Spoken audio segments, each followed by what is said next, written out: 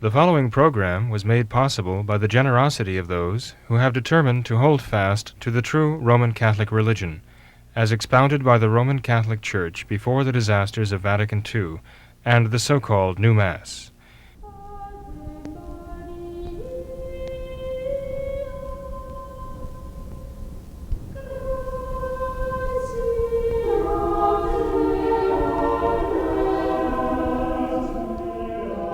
Hello and welcome to What Catholics Believe. I'm your host, Thomas Nagley, and with me tonight is Father William Jenkins from the Society of St. Pius V and pastor of Immaculate Conception Church in Norwood, Ohio. Hello, Father. Hello, Tom. Good to see you. You too. Thank you. With the imposition of the modernist changes wrought by the Second Vatican Council, a great majority of Catholics were led away from the true faith. A remnant remained, however, and Satan, never being satisfied so long as any souls possessed the true faith, determined to set about destroying even this remnant of traditionalists. So the modernist crisis in the Church created a crisis of authority. And it is this crisis which presented Satan with the opportunity to attack traditionalists. Bishops are essential to securing the future of any Catholic group, but with the crisis of authority in the Church, traditional bishops are a hard thing to come by. It naturally followed then that Satan would effect much confusion about the consecration of traditional bishops. One such case in particular revolves around Bishop Thuc. Having performed multiple consecrations under very dubious and doubtful circumstances, his actions have been the source of a great rift among traditionalists for many years.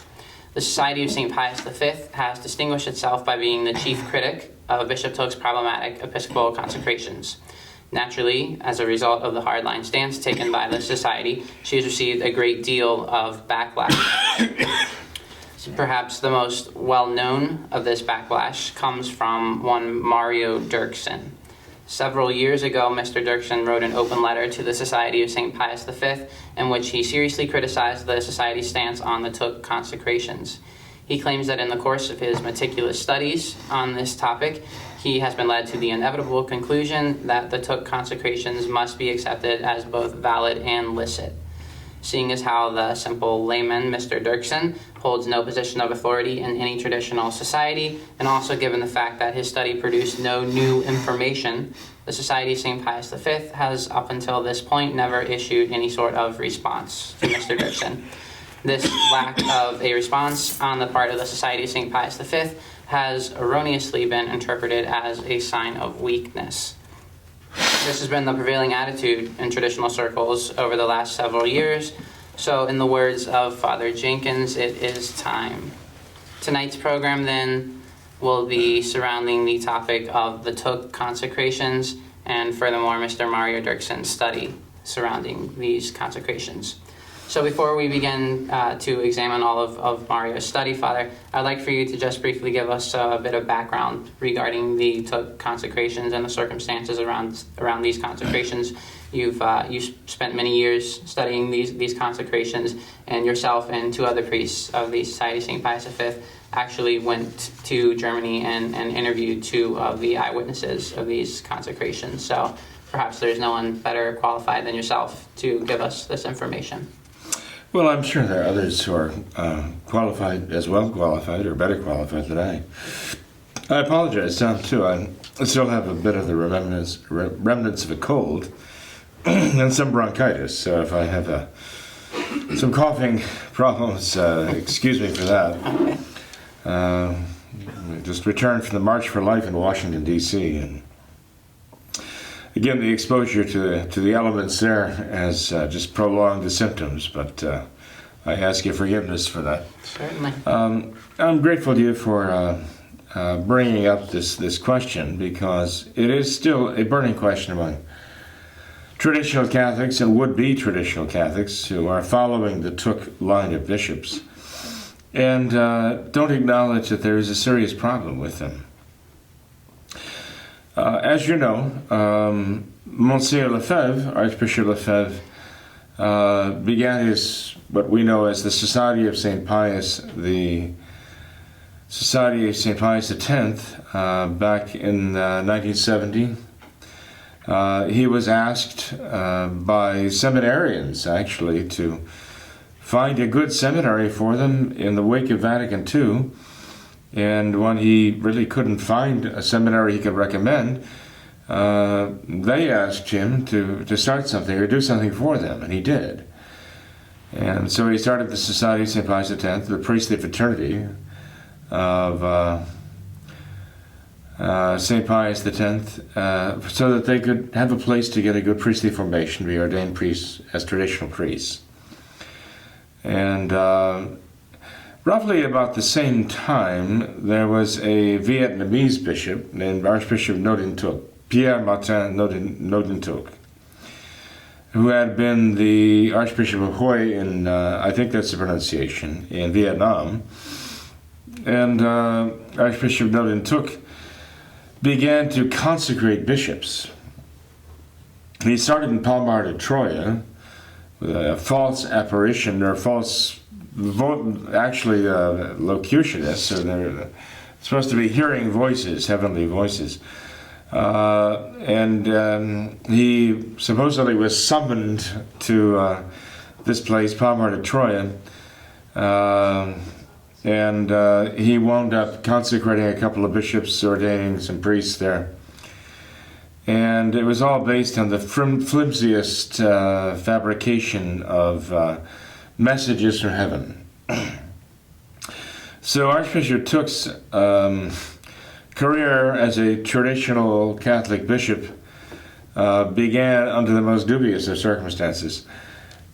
As a matter of fact, he had been at Vatican II just some years before, and we have on record from the Council Daybook that at Vatican II he had intervened twice, and both times that he intervened, again, the interventions manifested some problems with his thinking. For example, the Council Daybook records that Archbishop Thuc intervened at the council once to give a talk about how the church had oppressed women, and now it was time for the church to admit women to their rightful places of responsibility and leadership in the church. Certainly not a traditional Catholic idea, but a very liberal modernist idea. The Council Daybook also records the instant that Monsignor took the microphone at Vatican II and was complaining that while non-Catholic Christians, Protestants, had been invited to the council, that conspicuously missing from the council were the non-Christians, those pagans, pagan representatives. Thereupon, one of the council fathers interrupted Archbishop Thuc and pointed out to him that not only had the non-Christians been invited, but in fact they were seated practically directly in front of him as he was speaking. At which point, Archbishop Thuc simply left the microphone, walked away, and so neither of these actually you consider to be a tremendous success. Neither of them really was the voice of traditional Catholicism at Vatican II, to say the least. And so already there, Monsignor Thuc began to show that there was something not quite right, something amiss there. And of course, shortly afterwards, his brother, Diem, was overthrown as president in Vietnam, assassinated, the family property all confiscated. And so after the council, Archbishop Thuc did not return to Vietnam. He could not return to Vietnam. As it turns out, he was sort of adopted. He was taken in by a French bishop, in this case, turned to be a Novosoro bishop, and follower of the council. And this was at the, in any case, it doesn't really matter. But the point is that after the New Order Mass came out, Archbishop Thuc celebrated the Novus Ordo, and he celebrated the Novus Ordo Mass in the cathedral of this bishop in France, and then shortly thereafter, within a week or two, consecrated Father Gerard Laurier, we are told, and it was that consecration that brought Father Sanborn, Father Kelly, and myself to Munich, Germany, to interview the two laymen who were present for that consecration, to ask them exactly what they saw, what they heard, and see if they could testify to the matter and form. In other words, give evidence, reliable evidence that that consecration was in fact a valid consecration. And no, Monsignor Thuc, I mentioned, began his career consecrating and ordaining for traditional, the traditional faith at Palmar de Troyes. Subsequent to that, by the way, he was excommunicated by Paul VI. And there are those who say, well, because it was excommunication by Paul VI, it doesn't count. But I would say, but he was excommunicated for doing something that the church excommunicated people for. The traditional church found this to be worthy of excommunication. The Code of Canon Law that had been produced during the reign of Pope Pius X was actually put into force during Benedict XV's reign in 1918. Specified that if someone received orders outside the church, that there would be a suspension immediately while there was an investigation going on. But Pope Pius XII, who was the head of the Holy Office as the Supreme Pontiff, ordered that there be an automatic excommunication for someone who would consecrate or be consecrated without the proper mandate from the Holy See. That was in 1951. Pope Pius XII ordered this, especially moved by what was happening in China with the communists, as they were consecrating their own hierarchy, okay, for the national church, People's Church of China. And Pius XII made it very clear that one who did this would be excommunicated. And in 1958, then, he followed that decree of 1951. He followed that with an encyclical in 1958. And he made it clearer exactly what his intentions were with that excommunication. By the way, that's an automatic excommunication, and in the worst form. It's reserved to the authority of the Holy See itself to lift that excommunication. So it's a very serious form of excommunication. Not that the rest of them aren't serious. This is the most serious form. And but he said in the encyclical that an episcopal consecration that was conducted contra omne fas, is the expression he used, which means contrary to all Catholic practice. I don't know, there might be a better translation, but the sense of it is that it is contrary to all the practice of the Church. And that's actually what distinguishes the consecration of a traditional Catholic bishop from the consecrations done by Archbishop Thuc. Because, as you know, Bishop Mendes consecrated Father Kelly a bishop. And so Archbishop Lefebvre consecrated a number of bishops also. But there's a very serious difference between those consecrations and the consecrations done by Archbishop Thuc. Because the consecrations conducted by Archbishop Thuc really are contra omne fas, as Pope Pius XII pointed out in this encyclical. Well, the consecrations done by Archbishop Lefebvre and the consecration done by Bishop Mendes, consecration of Bishop Kelly, are not contra omne fas, and I'll explain that a little bit. In that, what Archbishop Thuc did was he wound up consecrating non-Catholics. These non-Catholics were those who had actually, in some cases, left the Catholic Church. and even sought ordination to the priesthood and consecration as bishops outside the Catholic Church with schismatic churches and schismatic bishops. One of them in particular, who was a notorious homosexual activist in Paris, Jean Laborie. Jean Laborie was a beer delivery salesman, and as I say, a very well-known homosexual activist for homosexual rights in Paris. He had actually left the Catholic Church to be ordained a priest, consecrated a bishop by His Whiteness Martugdual II of the Celtic Church. And then he wanted to be recognized now as a traditional Catholic bishop.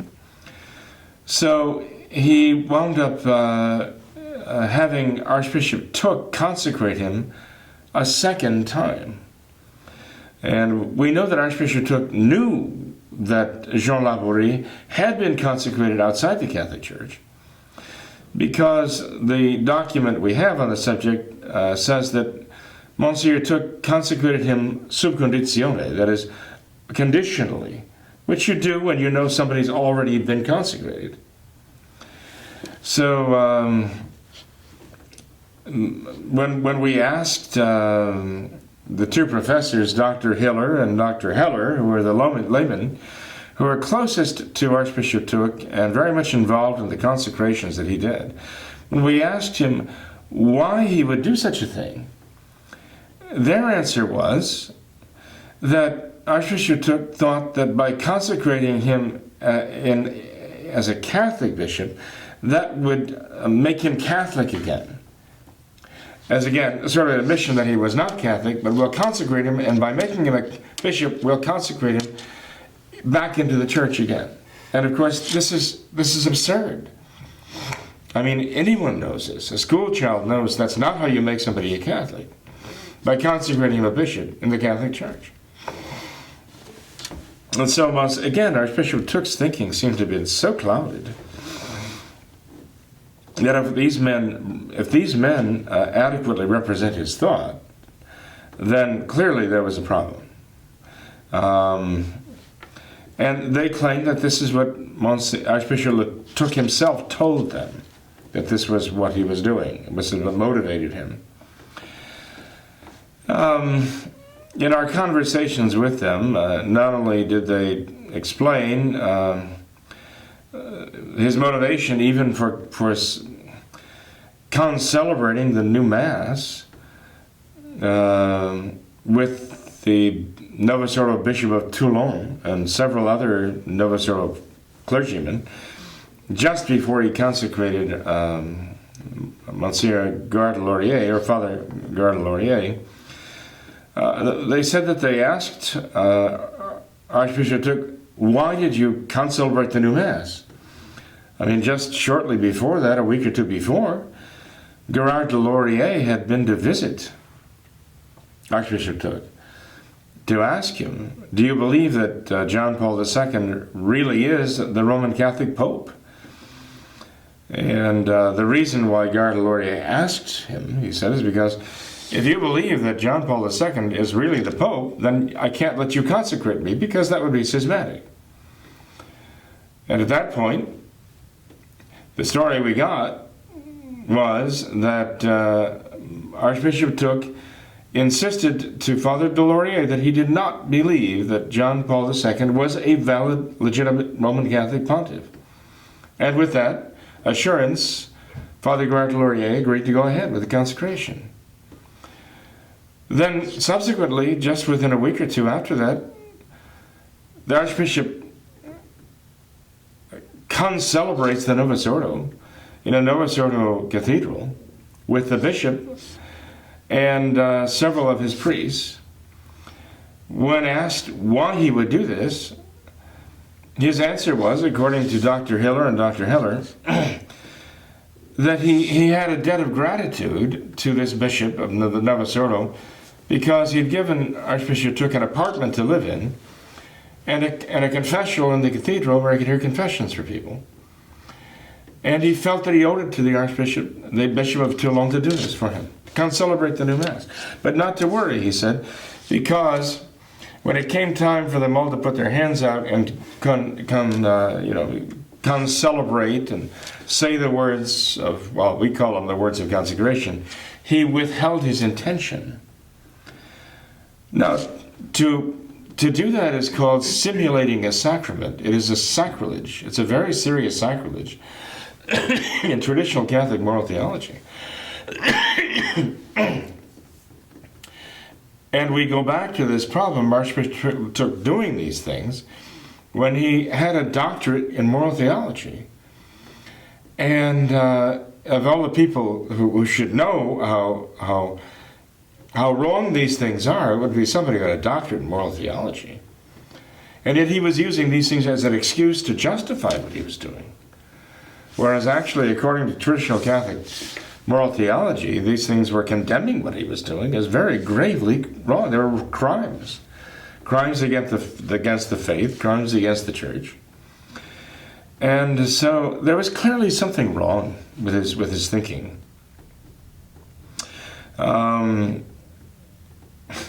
He came from the Oriental part of the world. He came from Vietnam, right? Its proximity to China. I mean, he certainly knew Pope Pius XII's encyclical, which was condemning what the Chinese bishops of the patriotic church were doing. And so he would have known how gravely sinful it was to do these things, consecrating non-Catholics as bishops. Yet he went right ahead and did that, even somehow convincing himself or professing that he made Catholics out of them by consecrating them. Well, I'm sorry. I actually hope that he really wasn't thinking correctly, and he wasn't really compos mentis, fully rational, because that would make him fully responsible for what he did. And if he were really responsible for the crimes that he was committing, the moral consequences for his soul would be very grave. And so Father Noel Barbara, who was a French priest back then, traditional priest, he is known to some of the older traditional Catholics for his writings in a publication called Fortis and Fide, in any case, Father Noel Barbara actually talked about these Thuc consecrations early on. And he said there are basically three possibilities as far as, how we Catholics are supposed to think about them.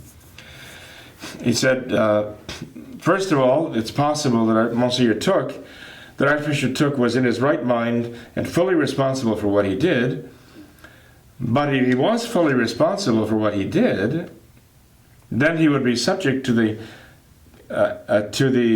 censures of the church, the punishments of the church, and the excommunication for the crimes he committed. Or, Father Barbara said, Archbishop Thuc was not in his right mind, and therefore was relieved of responsibility for what he did, but then that would call into question the validity of the consecrations he did. And the third possibility, Father Barbara said, was that we just don't know, and we can't know. There's no way to decide which is true. Whether he was in his mind was composed enough that he was, responsible and therefore subject to the penalties for the crimes against the faith that he committed, crimes against the church he committed by his consecrations, or whether he was not sufficiently, shall we say, aware, understanding of what he was doing. We just don't know. That's the third possibility, and I think that's the correct one. I think Father Barbara spelled it out pretty well when he said this, and I would have to say that while we can't say with absolute certitude, of course, that Monsignor Thuc was in his right mind. I mean, obviously there were problems in what the things that he was doing, even with the testimony of the two laymen who were present at the consecration of Gare de Laurier. The other things that they were telling us that he did really were enough to make any reasonable person question how reasonable Monsignor Thuc was at that time. So we have to realize there was an objective problem with the state of his mind. Clearly something deficient. But we can't say with absolute certitude that that would have invalidated what he did. So the third alternative is we just don't know, and we don't have any way of really solving this problem. The practical result is we can't take these things with the certitude we need in order to risk people's souls on them. You know, the validity of consecrations that he performed, the validity of the ordinations that his bishops did. One thing that I think is certain, though, even though the question of the validity is very doubtful and therefore untouchable, we can't have anything to do with them in practice. What is not doubtful in my mind is that they are not Catholic. Because the Church has made it very clear that once someone does something like this, consecrates non-Catholics, he is definitely subject to the censures of the Church. And this censure, put in place by Pope Pius XII, is automatic excommunication, specialissimo modo reservata a Sancta Sede. It's most specially reserved to the Holy See itself. That's the penalty for doing such things. As Pope Pius XII says, contra omne fas, against all Catholic practice, which obviously consecrating non-Catholics is against all Catholic practice. Archbishop Lefebvre didn't do that. Bishop Mendez did not do that. They consecrated Catholic priests, Catholic bishops. But only Archbishop Thuc, not only once, but apparently multiple times consecrated those who were not even members of the Catholic Church. And sometimes the shadiest characters. And so this really is contrary to all Catholic practice. There's no way to justify this. The only question is there a way to excuse it with Archbishop Thuc's responsibility in question? That's the fact that it was wrong cannot be denied or ignored, right? Dr. Hiller and Dr. Heller told us other things also that raised some very serious questions in our minds. They mentioned that in his apartment, Archbishop Thuc had an altar set up where he offered Mass. They said it was a tiny little apartment. He had an altar set up. He had 5 cats, and they told us personal experience that during the Mass of Archbishop Thuc, the cats were walking on the altar. And they mentioned a number of other things. We asked them, well, why would Archbishop Thuc lower himself to even conditionally consecrate a man like Jean Laborie? And one of them said to us, well, Archbishop Thuc was very poor. He didn't have any money. Now that sounded terrible. I think we were so mortified by that none of us asked any follow-up questions, because that was really horrible. The suggestion, the implication was really awful. I mean, it was very clear. The inference was very clear that he did this for money. That was the answer of one of the professors there, that's why he did this consecration. That's very evil to do that. And you can see why I say I hope he wasn't thinking straight. Because if he was, I mean, that's a terrible crime. So I can say this with real confidence. I can speak for myself, but I think I can also speak for Bishop Kelly, then Father Kelly, and Father Sanborn. I think I can say that we all three went over there with an open mind to really try to find out if we could get the solid evidence we needed that the consecration, at least of Gerard de Laurier, Father de Laurier, was valid. And what did we need to know? We needed the testimony of reliable witnesses who could, first-hand witnesses who could tell us, yes, the matter of necessary for the valid consecration of a bishop was applied. We could testify, we swear to that fact.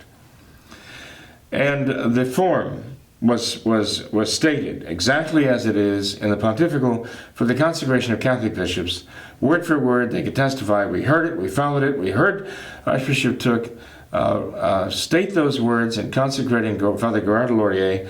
So the matter and the form, we say, from reliable witnesses who knew what they were saying and knew what they were hearing and could be trusted to testify truthfully that these were done. And we were hoping to get that information. I know I was. I think Father Sanborn certainly was hoping for that. And Bishop Kelly, at the time, I think, he would have accepted it if we had that solid testimony. After all, there are a lot of people who are taking positions on the Thuc Consecrations, many of them just saying, oh, you can't question them, you can't question them. We're the only ones I know of, at least of the critics, who actually went to find out, actually took the effort to fly across the Atlantic, to drive to Munich to interview the two men who were present there, to actually interview them under oath and ask them what they heard and what they saw. This was our due diligence, and we really tried to get information and tried to get testimony, and what we came away with was very distressing. And rather than finding it reassuring, what we found out was that neither of the two men knew what the necessary form for the consecration of bishops would be. Neither of them knew. Neither of them could testify that they even knew what the necessary matter of the consecration was. Now, as you know, matter and form are of the very essence of the sacrament, the outward sign. A sacrament is an outward sign instituted by Christ to give grace. We learned that when we were studying for our first Holy Communions in second grade, sometimes first grade. And so you have the outward sign of the sacrament. The outward sign consists of the matter and the form, the action and the words, a statement specifying what this means. And to validly consecrate a Catholic bishop, there is the imposition of the hand, signifying the transfer, the giving, conferring of the spiritual power, right? And there are the words of the prayer, in this case the consecratory preface of the ceremony of consecrating bishop, that have to be stated clearly and exactly. When we asked these two gentlemen, who are university professors at the University of Munich, I understand, and who, they would have known enough Latin, and they had the necessary background and the faith to know what matter and form are, and that they're required. We asked them, could they testify that this was done? Well, could they testify that the Archbishop imposed his hands as was required for the validity? Who said so? Pope Pius XII, in his decree Sacramentum Ordinis, which is understood to be infallible. He invokes the supreme authority of the apostles, St. Peter and Paul, in this decree Sacramentum Ordinis of 1947, stating exactly what is necessary for the valid ordination of a deacon, exactly what is necessary in terms of matter and form for the ordination of a Catholic priest, and exactly what is necessary for the consecration of a Catholic bishop. Pope Pius XII spells it all out, and he says these are the things that are required and necessary for the validity. So he made it very clear, and we tried to make it very clear to these two men. Not only could they not tell us what constituted the matter and form, but when we asked them, and when we told them what the matter and the form were for the consecration of a bishop, neither of them could tell us that they had actually happened, that the Archbishop had actually said those words, or had performed this action, imposing the hands on the head. Neither one of them could tell us that this was done. All that we were told was, he was following the pontifical. Well, actually, we didn't even get that. One of them was saying he was following the ritual. He was following the ritual, the rituale, the rituale, the rituale. Well, the ceremony of consecrating a bishop isn't in the rituality. It's in the pontificality, okay? So again, I mean, the testimony we were getting was not reassuring, because it's clear they didn't know. In fact, the gentleman we interviewed in the evening, we asked him, well, I mean, were you instructed ahead of time? And this is very important, because they both said that at the insistence of Archbishop Thuc, all the other laymen who were present were told to leave the room. They were made to leave the room. So the only ones left in the room when Gerard Laurier was consecrated was Archbishop Thuc, Father Gerard Laurier, and these two laymen. Everybody else was ordered out of the room by Archbishop Thuc. And so the question seemed very important. It seemed to kind of compel us to ask, were you instructed as to what constituted the form and what constituted the matter, and were you prepared to actually be witnesses? And they said to us, we were not witnesses. They denied being witnesses. They were there to light the candles and turn pages when they were told, but they did not know what was going on, really, to know certainly what the matter in form was. They weren't instructed. They told us that. They said they did not know what it was. They were not told what it was. They were not told to look for that, to verify it, to be able to testify it. Nothing, okay? They themselves acknowledged that. So the fact is that they were not witnesses there, okay? They could not testify. And what testimony they could give and did give, again, was not reassuring at all. To the point that on the drive back afterwards, I asked Father Sanborn what he made of the statements of the two men, Dr. Hiller and Dr. Heller. And Father Sanborn said at the time that while he personally had the confidence in Father Gerard Laurier, that he, Father Laurier, would have been certain, made certain, that the consecration was valid.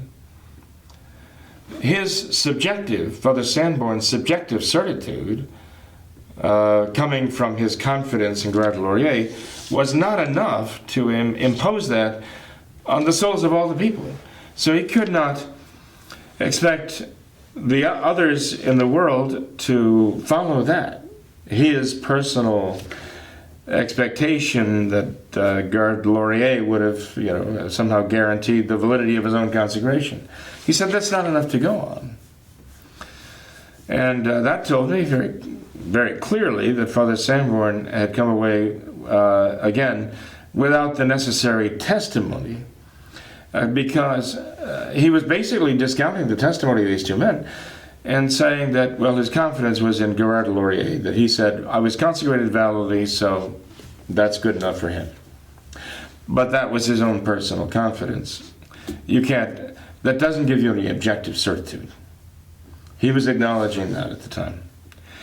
Did he change his mind afterwards? Yes. Why? I think because of a serious but simple mistake that was being made that really now comes down to this work by Mario Dirksen. Mario is making the same mistake. And sometimes very bright people, and I consider Mario to be a pretty bright person. Father Sanborn, I consider him to be a very, very bright individual. But sometimes very bright people can talk them into things, can make an argument either way. They can make very convincing arguments for and against. And actually, Father Sanborn was very much against and then became very much for. And this is one of the hazards of being very intelligent, You can basically talk yourself and other people into even opposite sides from one moment to the next of the argument. And I think they're both missing something really essential, that the whole argument kind of turns on something that they're trying to make a big case out of. And whether they would acknowledge that their case crumbles, when this is pointed out, I don't know. But that's what it seems to me. It does crumble away, totally. In any case, there are a number of other things that could be said about, Monsignor Thuc and his state of mind, the doubtfulness of it all, the criminality of what he did. But for the time being, perhaps you better leave it at that. As I say, there's a lot more. Bishop Kelly gives some of the information in his book, The Sacred and the Profane, which is definitely worth reading, okay? But I think there's a lot more that should be said beyond what Bishop Kelly has in the book. I would say that regarding the Thuc Consecrations, they are doubtfully valid, but certainly not Catholic, because they contravene the continual and traditional practice of the Church. So that's where I'll stop in this, responding to what you asked me to do, and give you a little background. Sure. Well, Father, this is all fascinating information. I think it's important for our viewers to hear this because they won't find any of that in say, Mario Dirksen's study. There's none of that. None of the problems really are confronted. And it seems that rather than go point by point through Mario's study, it seems that, perhaps this is what you alluded to, but it seems that his whole entire basis of his objection to the Society of St. Pius V position is that these consecrations occurred, and therefore they're what the Church considers a notorious fact. And since they're a notorious fact, we have to consider them valid and licit. And the Society of St. Pius V rather takes the opposite position and says these consecrations were not notorious facts, and therefore the burden of proof rests on those who perform the consecrations to prove their validity. And so Mario Dirksen takes this opposite side and says these are notorious facts, therefore we have to assume that they are valid. And so the burden of proof then lies on the Society of St. Pius V to prove that these consecrations were not valid, and Mario says that cannot be done. But at the same time, if you kind of flip things and look at it from the other position, it doesn't seem to make a whole lot of sense, because where he's saying there isn't sufficient evidence to disprove them, it kind of seems like a contradiction of sorts. So I'm just curious, could you give us perhaps the correct definition of what a notorious fact is? Well, when the Church talks about what is notorious, like a crime, it is generally widely known by people, okay? There is an occult fact which might be known by only a small number of discrete people who are not going to talk about it, okay? But a notorious fact is something that is generally widely known and widely accepted as true. Simply, that sums it up right there. With regard to Mario's work, the open letter, you can see early on that he's not really thinking clearly. I mean, early on in his work, he talks about how unreliable the Novus Ordo is. He talks about how unreliable the authorities of the Novus Ordo are, and how they cannot be trusted in their assessment of things, especially with regard to the sacraments. Then he makes an argument that they accept, even the Novus Ordo accepts the fact of the Thuc Consecrations, and he tries to use that as evidence to prove that they happened, therefore. Right. Look, they're notorious among the people of the Novus Ordo, the hierarchy of the Novus Ordo, and because they're notorious with the Novus Ordo hierarchy, that means that they have to be accepted as factual, even though Mario has just said they're totally unreliable in their judgment of these things. So what way does Mario want to use this? I mean, where is he going with this? But Father, what about, as Mario says, Bishop Kelly himself accepts that the consecrations actually occurred, they actually took place? Mm-hmm. Well, I mean, I accept the fact that there was a ceremony, something happened. Archbishop Thuc did something, right? To men who understood that they were being consecrated bishops. There's no question about that. So when I say that when I'm talking about Mario's assessment of the judgment of the Novus Ordo, right, I'm just saying he's contradicting himself, right, I believe, in making this argument about how notoriously unreliable the Novus Ordo is, and how then they accept the notoriety of these facts, and therefore we should have to accept them as being notoriously true. I mean, it doesn't make sense. Okay, I'm sorry, but in any case, with regard to the notorious facts, what is notorious is that there were these ceremonies that were conducted. Okay? And basically, nobody's arguing that fact. Nobody's arguing against it. I mean, neither Bishop Kelly nor I, nor Father Sanborn, when he was dead set against these things and condemning them, and even Father Cicada, when he was absolutely against these things, because Father Sanborn and Father Cicada were the ones who were condemning these things left and right. As Father Sanborn said, we can't have anything to do with these things because they're so sordid. right. The rest of us were a little bit more measured in this, but these two were really hammering the Thuc Consecrations, that they would have nothing to do with them ever. It was out of the question. And for them to go from really one extreme to another, Right. It's amazing to watch and rather distressing to watch. Now they both, justify them and condemn those who don't. Curiously enough, right? But in any case, all during this time, Father Kelly wasn't saying these things never happened. There's no truth to any of this. It's photographs. No. These are complete photoshopped fabrications. He never said that. I never said that. We all acknowledge. Okay, Archbishop Thuc did do these ceremonies, but that's not the same as saying that they're valid. The notorious fact is that there was this string of ceremonies done by Archbishop Thuc.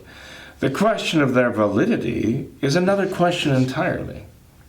You see, that's where Mario goes on, again, led by the false assumptions of Father Sanborn and Father Cicada. That's where Mario goes on to make another argument. And that's the argument that is completely false. And that argument is, okay, once you have established that a ceremony took place, you have to assume that it was valid. That's not true. Right. That's absolutely not true. And furthermore, they know it's not true. They wouldn't accept that. Right. I mean, if somebody came to them and said, look, I have pictures of myself being consecrated a bishop by whoever, right? And, I'm testifying to the fact that I was consecrated, under oath, I'll testify, I was consecrated a bishop by so-and-so, and you can't prove I wasn't. Okay, so they have some photographs that this now deceased bishop consecrated, apparently, this person, would they just automatically accept that it was valid without any question? That's absurd. I mean, anybody could do that. Right. You could show up and say and insist that I was consecrated, and you could probably get a couple of people to show up with you and say, yes, I insist that he was consecrated by so and so, and it's now a notorious fact. Why? Because we spread it on YouTube, right? So lots of people believe it's true, and we even have some photographs that there was a ceremony that took place. They wouldn't accept that. Right. They would demand proof. And one of the proofs that Mario gives are the sworn testimony of the two individuals, the two witnesses, and then also Archbishop Thuc himself and the priest being consecrated. And Father Urlayer, right. So the principles involved here. Right. Two of whom said they didn't know what was necessary to make a valid bishop. Right. But you see, the argument that if there's a notorious fact that there was a ceremony, and it must therefore be accepted as valid, is not true. Especially in this case, the case of the Thuc Consecrations, and here's why, okay? Mario, following the lead, as I say, of Father Sanborn and Father Cicada and other sources that they were they brought in, goes through a string of theologians who ask, what kind of testimony do we need concerning the validity of a ceremony that was performed? Okay? What about where we don't have the testimony that you would ordinarily have? Okay? Let's say you don't have the book that has the names and the dates and the places of the ceremony, okay, signed by the competent authority. Well, we don't have that evidence. He's making the inference from these different authors, Father Sullivan and others, that the church just accepts them as being valid. Once it is acknowledged that there was a ceremony, the validity is presumed. That's their argument, okay?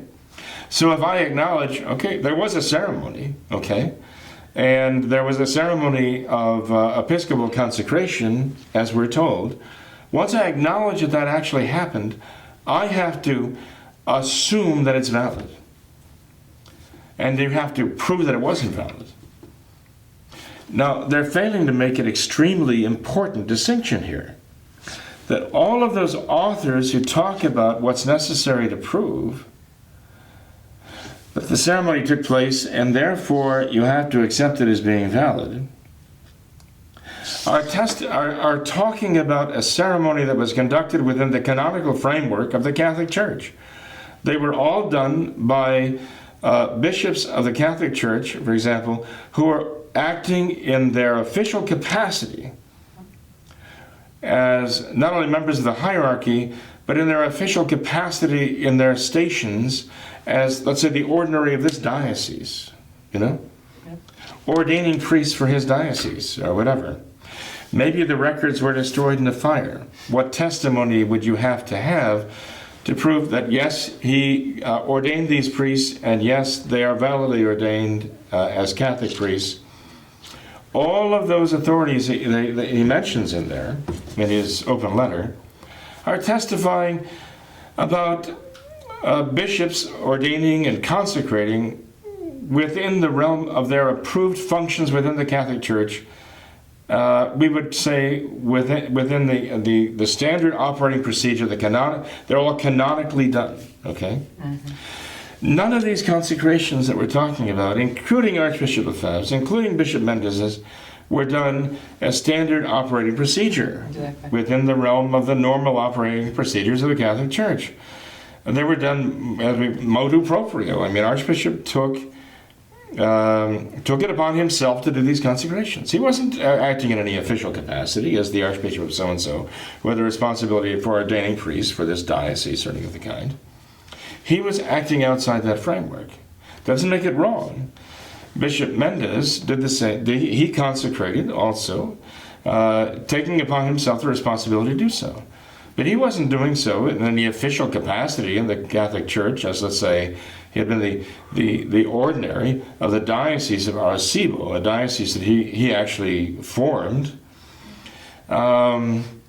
If as acting as the bishop, the Catholic bishop of the Diocese of Arecibo, he had ordained priests, consecrated bishops, and let's say the records had been consumed in a fire, so now the question was, well, what testimony do we need? What assurance do we need? Maybe Bishop Mendez is dead, so he can't testify himself now. So how can we establish the fact, with the records that having been destroyed in the fire, how can we establish these consecrations took place?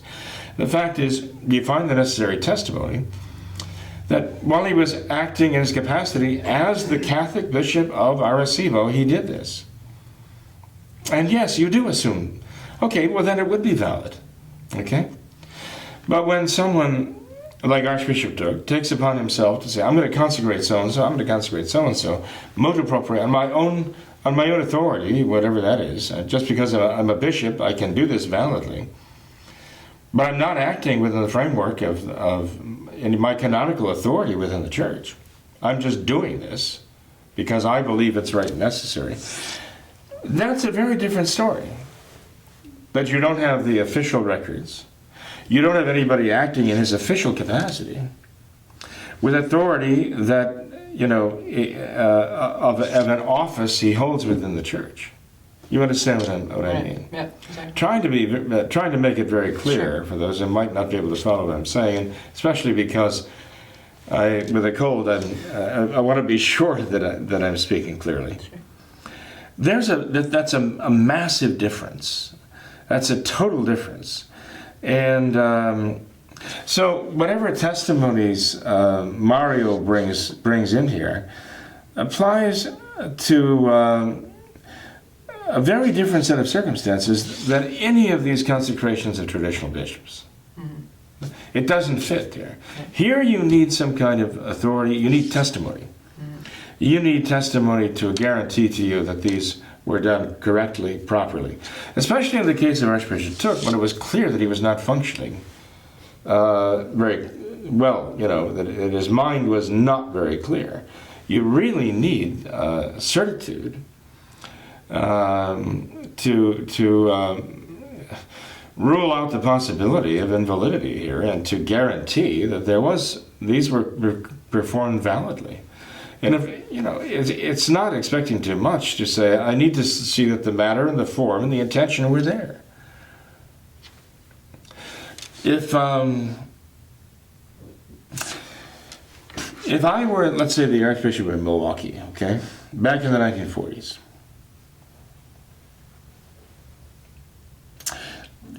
and I had ordinations for priests for my diocese,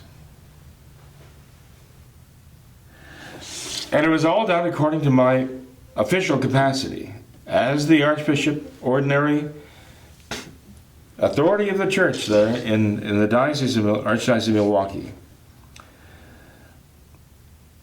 The fact that I had those ordinations would be guarantee enough for the church that they were valid, because I was acting in my official capacity.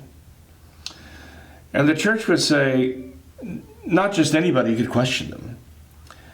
You might have, Farquhar Smith, who sneezes during the words of, the consecratory preface and doesn't hear them, right? And because he doesn't hear them, or he hears them interrupted because of his sneeze, he stands up and says, well, I didn't hear that. I'm questioning the validity of these ordinations. Of course, everyone would look at him and say, well, that's too bad that you didn't hear it. You have no standing to question this, because you're the Archbishop, the ordinary of the diocese, acting as the Catholic bishop of this diocese, consecrating priest for his diocese, and so on and so forth.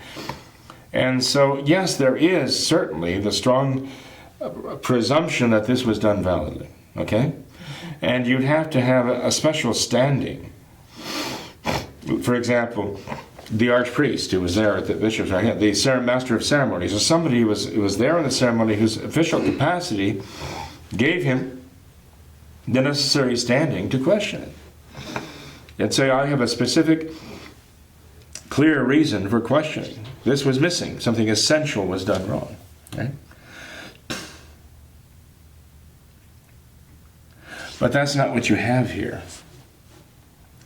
You have consecrations here that were done in private rooms, private dwellings, a handful of people present, not with canonical authority, in the sense that they were not done with the official capacity of someone holding an office of authority within the Catholic Church. Using the power of orders, yes, but certainly with no mandate from the Holy See. In a case like that, you do need reliable testimony from trustworthy witnesses. That's actually something that is mentioned by the writers that Mario quotes. Father Sullivan makes a point of that. You have to have the trustworthy witnesses there. Now, I know Father Sanborn made a kind of joking mockery of Bishop Kelly's statement, you need a competent and qualified witnesses. But the fact is, reading the sources that Mario himself brings forward, they do say, like Father Sullivan says, you need absolutely trustworthy witnesses. Well, trustworthy means that you can trust their testimony to be true. And it means not only that they're not deceiving you, but they know what they're talking about. So they know what is necessary to to consecrate a bishop validly. They know what the matter is. They know what the form is. They know the matter and the form were in fact applied. That's what makes them trustworthy witnesses. So it is altogether wrong for Father Sanborn and Father Chicada to mock the idea that you need qualified witnesses. Qualified meaning simply that they are trustworthy, that they know what the matter and the form is without any doubt, and they can testify truthfully and competently, so that you have complete confidence that what they're saying is the truth, that it really happened, that the matter and the form really were applied properly. I would call that a qualified witness, And there are not qualified witnesses when it comes down to the Thuc Consecrations. Right. There's simply, and in particular with the consecration of Gerard de Laurier, and it goes back to what Father Samuel was saying, that what it came down to for him, after hearing what Dr. Hiller and Dr. Heller said, is that Father Sanborn, has a high enough regard for Father Gerard de Laurier, as well as he knew him, that he would have certainly made sure that his consecration was valid, but that's all he had to go by. Right. And that wasn't enough to involve all of these souls in that question of the validity of the consecration of those bishops and those priests that came from those consecrations. And actually, I agree with him completely. I personally don't have that personal, shall we say, confidence in Father Gerard de Laurier. For a number of reasons. I mean, Father Sanborn can be personally convinced, okay, as far as he's concerned, if Father Gerard de Laurier says that he was validly consecrated a bishop, then Father Sanborn is convinced that it's true. Okay? That's his subjective certitude. For me, it's not there. Why? Well, Father Gerard de Laurier went to Archbishop Thuc to say, if you believe that John Paul II is a valid pope, I can't let you consecrate me because that would be schismatic. We had the testimony of Father Barber on the subject, actually. And Archbishop Thuc insisted, no, I don't believe John Paul II is a valid pope. After that, Archbishop Thuc consecrates the Novus Ordo. Yes, he can celebrate the Novus Ordo. Okay. Shortly after that, he goes to consecrate Gerard de Laurier. And while he's consecrating Gerard de Laurier, and here we do have the testimony of the men who were present there, because this they did hear, and this they could testify to, that Monsignor Thuc was invoking the name of John Paul II, mandating the consecration of Gerard de Laurier. And Gerard de Laurier, according to these gentlemen, is interrupting Archbishop Thuc while he's in the act of consecrating him, telling Archbishop Thuc, you can't say that. Remember, you don't believe he's the Pope, and he certainly didn't authorize you to consecrate me. This is what Dr. Hiller and Dr. Heller had to say, that this was going on during that consecration. It doesn't inspire an awful lot of confidence. And then subsequently, the testimony was, again, that Father Gerard de Laurier did not seek and did not obtain from Archbishop Thuc the documentation to show that he had been consecrated. I mean, we have something that purports to be a document, but it is a photocopy of a photocopy of a photocopy of a photocopy of some document supposedly written in Monsignor Thuc's own hand in Latin, right? In very simple Latin, that he had consecrated Father Carmona and Father Zamora, okay, bishops. Not Gerard de Laurier.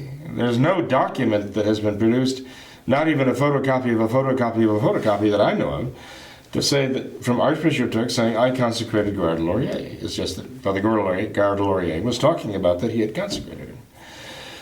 And this to me would seem to be so obvious that if you were going to be consecrated a traditional Catholic bishop, you would insist there be some kind of documentation. When a parent has a baby baptized, one of the paramount concerns that the parent has is, I want the documentation about the baptism of a child. So if you have somebody who's got a doctorate in theology, whether it be dogmatic or moral or sacramental or whatever, you'd think that they would say, okay, I need some kind of documentation to this effect, right? Mm-hmm. But no, not there. And then subsequently it was discovered that Father Gerard Laurier had a brain tumor. And it eventually took his life. And it actually happened here in rapid succession to the consecration. So again, it gives rise to the understanding that neither Archbishop Thuc nor Father Gerard Laurier were acting with perhaps the plenitude of their powers, their mental powers. And it might explain why Gerard Laurier would say to him, I will not be consecrated by you if you believe John Paul II is truly the Catholic Pope. And then having received the assurance that Monsignor Thuc didn't believe in the papacy of John Paul II, and during the consecration, Monsignor Thuc is invoking the name of John Paul II, why Gerard Laurier didn't say then, well, I told you I cannot accept consecration from you if this is what you think. But he went ahead with it anyway, having said just a few weeks before, I can't. It would be schismatic. And as I say, never even asking for a documentation to the effect that this happened. So the argument that if we accept the fact that there was a ceremony that took place, the Catholic canonists and moral theologians say that there's Catholic practice to automatically accept the validity as a fact. Certainly that does not apply to these consecrations. The consecration of Father Kelly by Bishop Mendez needs testimony from those who are competent to testify, yes, I know what the matter is, I know what the form is, I can testify even under oath that these took place, that these actually did happen. There is that testimony for Bishop Mendez's consecration of Bishop Kelly. There, again, are plenty of eyewitnesses with regard to the consecrations done by Monsignor Lefebvre, okay?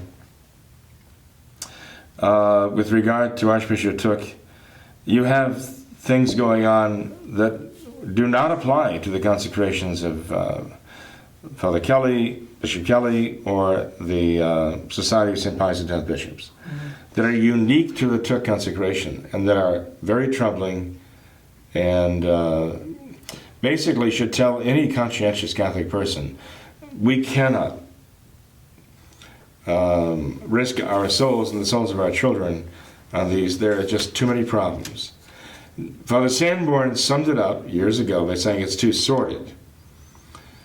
And I would use a different word. Not only is it sordid because of all of the chicanery going on and so on, I would say it is, again, dubiously valid, to say the least, but certainly not Catholic.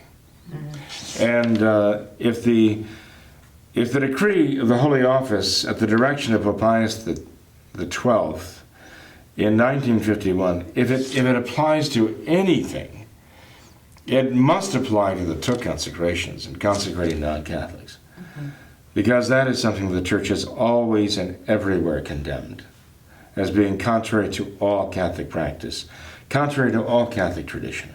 The Church has never approved of such a thing being done by any Catholic bishop, that a Catholic bishop would consecrate a non-Catholic. Search the history of the Church and come up with one example of a case where a Catholic bishop consecrated a non-Catholic bishop, and the Church accepted that and did not excommunicate for it. Find an example of that.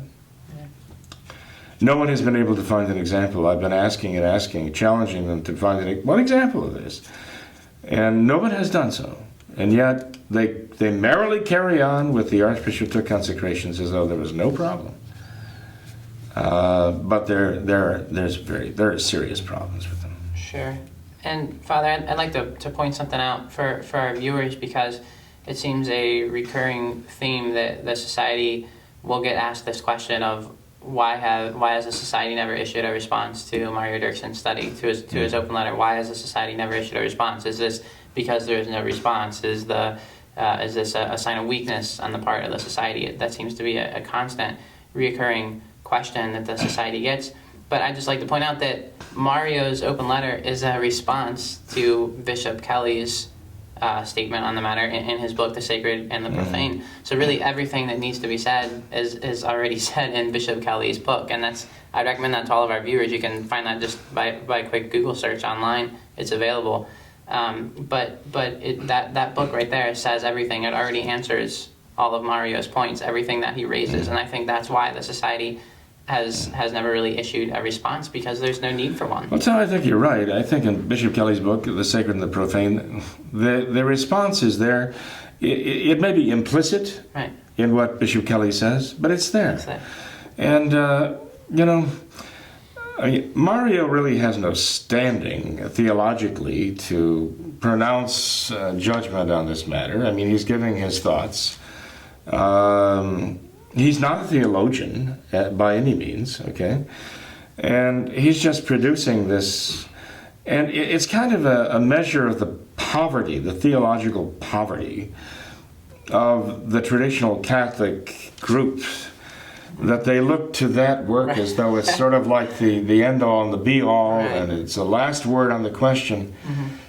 And it is riddled with flaws. Why don't we point that out? Every time we issue some kind of response to something like that, somebody comes up with something else. And frankly, we're busy trying to take care of souls. And if people want to say, oh, Mario Dirksen has answered all my questions about the Thuc bishops, and this is the infallible answer to the question. And because the priests of the Society of St. Pius V are not responding to Mario Dirksen or this person or that person or that person, whoever is putting something out on the subject, it shows that they're actually conceding the issue and they have nothing to say. And, it gets to the point where you just have to say, look, I've got other things to do. I cannot be constantly dealing with this issue.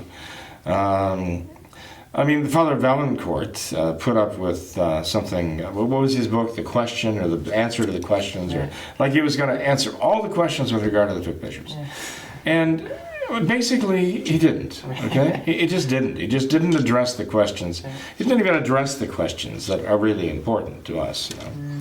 So he'd set up these straw man questions and knock them down.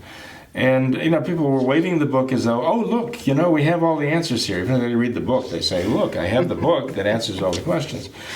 And that can go on and on and on. So it's like a bottomless pit.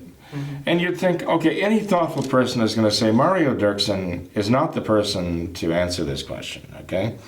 He doesn't have the standing or the competence to really answer the question. So he may be touring the country giving speeches about his open letter and pontificating about it. But, you would hope that the people who have the good basic sense to realize would say, well, there's more to it than this. And there's clearly something missing here. I'm going to go read Bishop Kelly's book and find out what he had to say about it in the first place, because I'm reading a response to it. So I ought to go read the original. And then have some questions and start asking some questions, some serious questions. But, there are a lot of people who just didn't bother doing that. And I think the reason is because they've already made up their minds what they want to do. I mean, they just don't want to question. They want to accept because it's convenient for them. That is one reason why I just haven't devoted the hours of time to laboriously produce a page-by-page, paragraph-by-paragraph, line-by-line refutation of Mario's point here. It's because I'm actually very, involved in justifying and sanctifying souls by the power of the sacraments.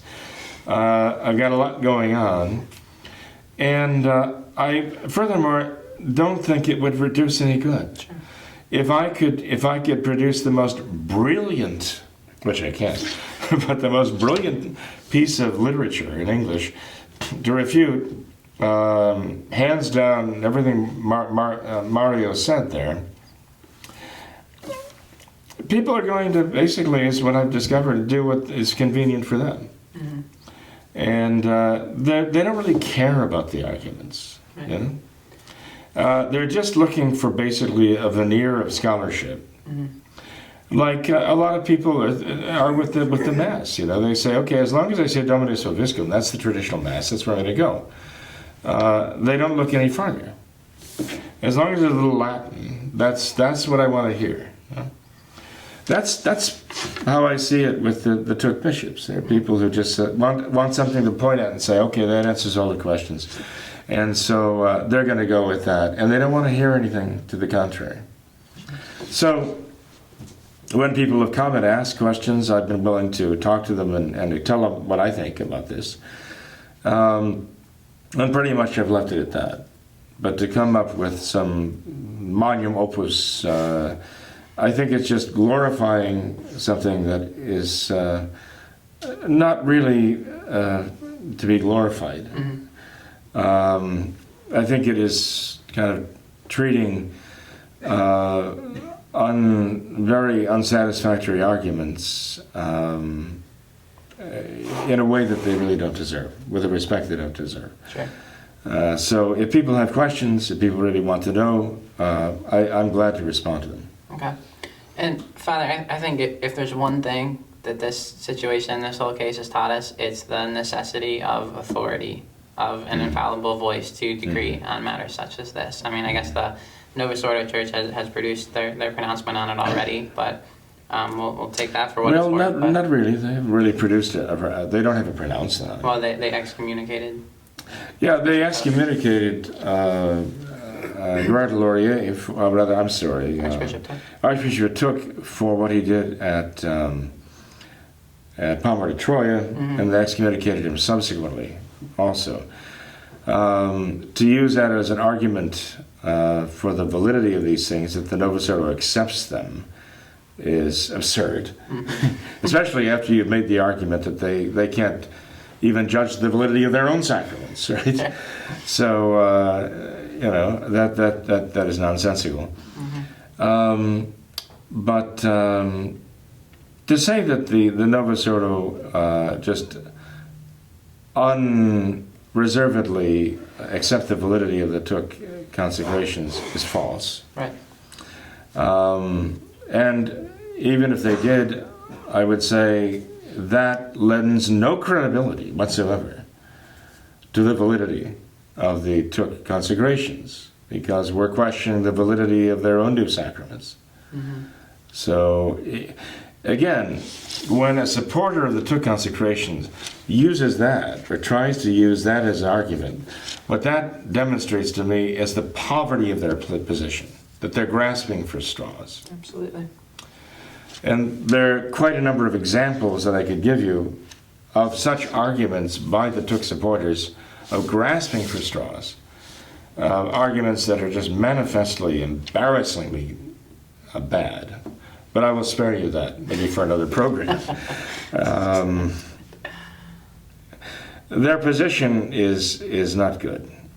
And the fact that people are relying on this open letter of Mario Dirksen as their sort of Das Kapital or Mein Kampf or whatever to have on the shelf, to point to as their great theological analysis of the situation and giving them, the answers they need to rest their soul's salvation on this. I think, again, shows just how desperate their situation really is. Mm-hmm. And you say, Father, that you're busy with justifying and sanctifying and attempting to save souls. So how does this matter affect, say, the average soul who who maybe attends the Thuc line masses and receives their sacraments. Perhaps they've been raised in this. Their family goes to the Thuc line masses and sacraments. What should an individual in that situation do? Well, I think you should really acknowledge that there are some very serious questions about this, objective doubts about the validity. As I say, I don't think there's a doubt about the Catholicity. I think it's totally not Catholic, because behind this all, and at the root of it all, are actions that the Church has condemned as crimes against the faith, crimes against the Church, and for which the Church excommunicates automatically, in the most specially way reserved to the authority of the Holy See. And I don't care whether one recognizes John Paul II as a true pope or Paul VI as a true pope or anything. The fact is that the Church traditionally has very grave censures for doing what Archbishop Thuc did. And that doesn't depend upon Paul VI, it doesn't depend upon John the 23rd, John doesn't depend upon John Paul II. This is the Church's practice. This is the tradition of the Church to condemn what he did. And they just have to accept that Catholic tradition condemns what Archbishop Thuc did. So, once somebody does such a thing, commits such a crime as consecrating a non-Catholic, contrary to all Catholic practice, and that person is excommunicated, he can't function as a Catholic bishop. He can't just say, oh, well, this time I'll do it right. This time I'll find a Catholic to consecrate. I'll start consecrating Catholic bishops now. Once he does that, and that is his state as excommunicated, specialissimo modo, and most specially reserved to the Holy See. He can't just say, oh, shucks, I think I'll start consecrating Catholics now. And think he's functioning as a Catholic bishop, It doesn't work that way.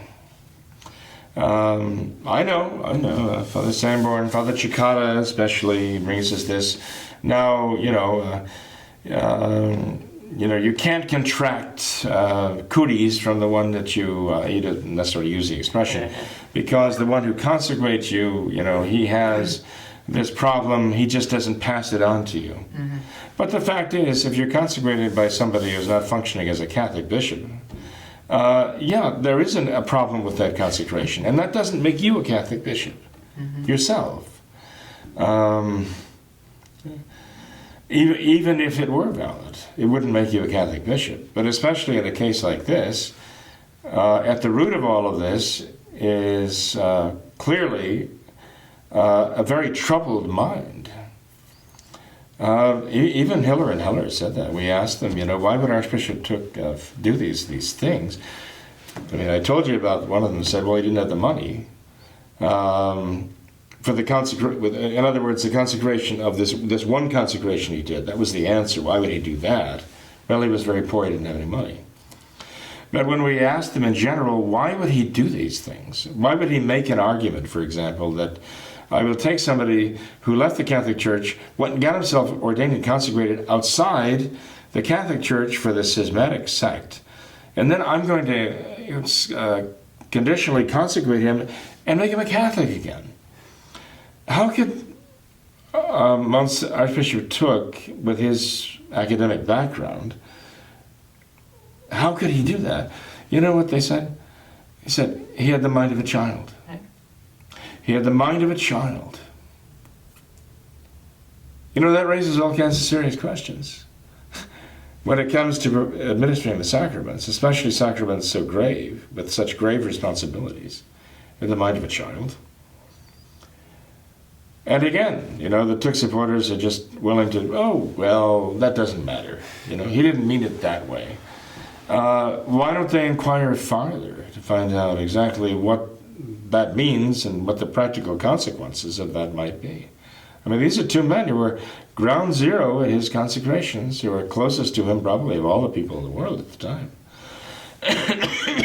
And this is what they say, the mind of a child. If it were my soul and the souls of those I care about, let's face it, I'd like to think I care about all the souls, including those who are following the Thuc line, I wouldn't put them at risk by subjecting them to that. And so I would tell them, look, you have to acknowledge that there are serious problems and very objective doubts, not just subjective doubts. Father Sanborn said he had subjective certitude, but that's one thing. We're talking here about not just subjective doubts, we're talking about objective doubts that would give any rational person reason to pause and concern about the practical consequences in terms of the validity of these things. And the Church's teaching is you cannot risk your soul when it comes to doubtful sacraments like that. Mm-hmm. You have to find out what is certainly valid. At least in terms of not having objective doubts and reasons, serious questions that would jeopardize or call into question the validity.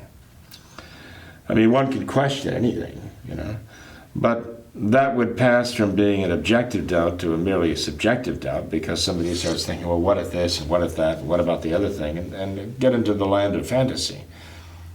But we're talking about actual facts that are conceded by virtually everybody, supporters and opponents, as facts and what the consequences are. And I think they lead one to say, look, I cannot risk my soul and the souls of my loved ones on these very sordid, dubious consecrations emanating from Archbishop Thuc.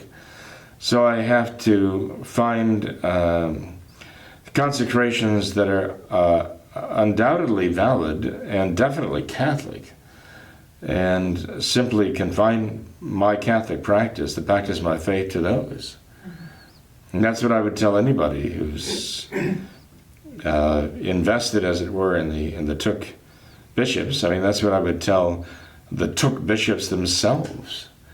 Don't put your own souls at risk and risk the souls of others by these false arguments. You're trying to justify the unjustifiable, and you're trying to